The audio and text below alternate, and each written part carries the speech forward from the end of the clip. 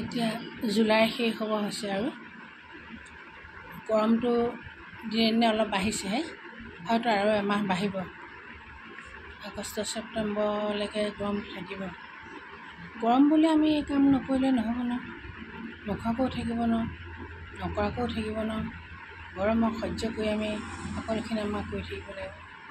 পথাৰবিলাকলৈ গ'লে পথাৰত চালে দেখিব ৰোৱনীসকলে বোকা পানীৰ মাজত ইমান ধুনীয়াকৈ ধানবোৰ ৰুই আছে। ধানৰ কঠীয়াবিলাক কি ধুনীয়া ৰিব ৰিব, তাত বতাহ মাৰি থাকে, মুকলি হাৱা লৈ পথাৰ মাটি ৰুই থকা দেখিলে সঁচাকৈ খুব ভাল লাগে।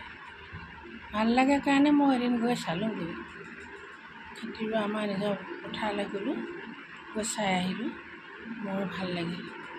কেতিয়াবা কেতিয়াবা নিজৰ ঘৰখন নিজৰ গাঁওখন এৰিবলৈ মন নগ'লে যাওঁ, চাই চিতি আহোঁ, কিবা এটা এনেই মনটো ভাল লাগি যায়।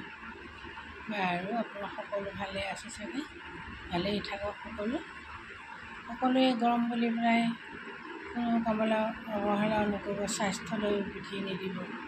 স্বাস্থ্যটো হ'ল মেইন, তাৰ মাজতে খাব লাগিব, তাৰ মাজতে কৰিবও লাগিব। সকলোৰে মংগল কামনা কৰিলোঁ, ইয়াকে